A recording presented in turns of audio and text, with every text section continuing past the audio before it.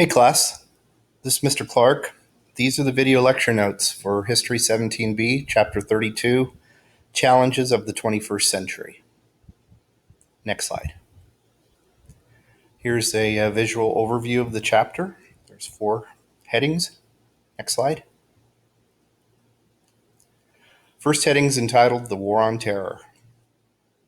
George W. Bush's first term in office began with al-Qaeda's deadly attacks on the World Trade Center and Pentagon on September 11, 2001. Next slide.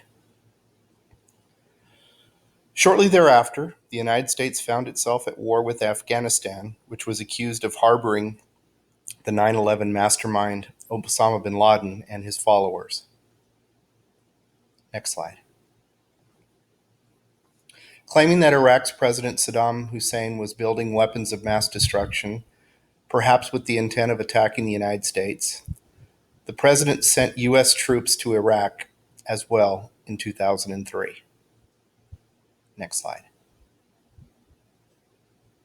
Thousands were killed, and many of the men captured by the United States were imprisoned and sometimes subjected to, quote, extraordinary rendition, end quote, for information.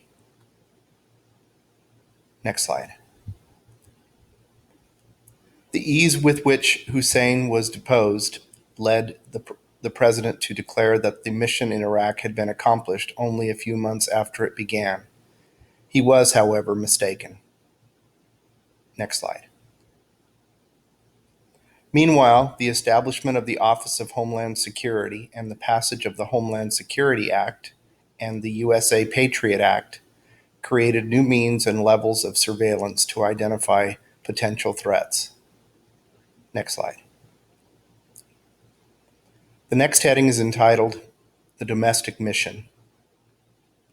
When George W. Bush took office in 2001, he was committed to a Republican agenda.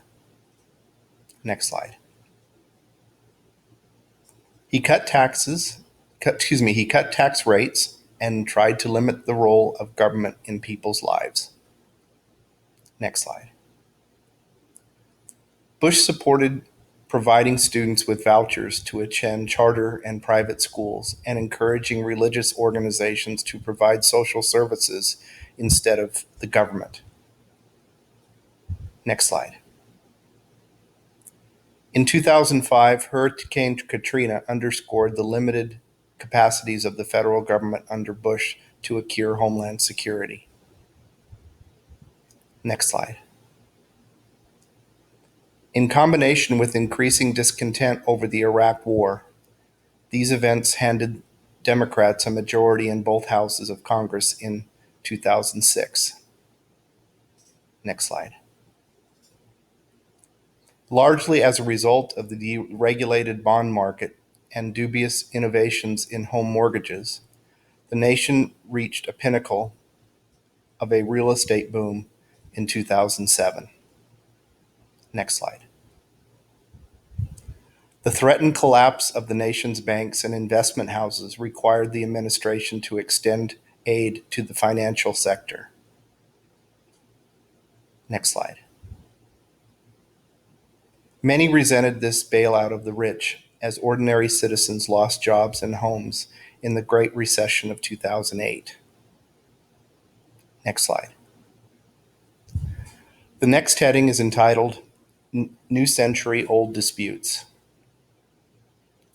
The nation's increasing diversity, and with it, the fact that white Caucasians will soon be a demographic minority, prompted a conservative backlash that continues to manifest itself in debates about immigration. Next slide. Questions of who is an American and what constitutes a marriage continued to be debated, although the answers were beginning to change.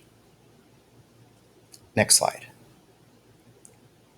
As some states broadened civil rights to include gays and lesbians, groups opposed to these developments sought to impose state constitutional restrictions. Next slide. On the issue of climate change, however, polarization has increased. Next slide. A strong distrust of science among Americans has divided the political parties and hampered scientific research. Next slide. The last heading is entitled Hope and Change. Despite resistance and political gridlock in Washington during his first term in office, President Obama oversaw the distribution of the TARP program, $7.77 trillion, to help shore up the nation's banking system. Next slide. In 2009, Congress authorized $80 billion to help Chrysler and General Motors. Next slide. The main goal of Obama's Patient Protection and Affordable Care Act, also known as Obamacare, was to provide all Americans with access to affordable health insurance. Next slide. During his second term, the nation struggled to grow modestly. The percentage of population living in poverty remained about 15%, and unemployment was still high. Next slide. Acceptance of same-sex marriage grew. Next slide. The United States sharply reduced its military commitments in Iraq and Afghanistan, but radical Islamic terrorism continued. Next slide. And that's it for chapter 32.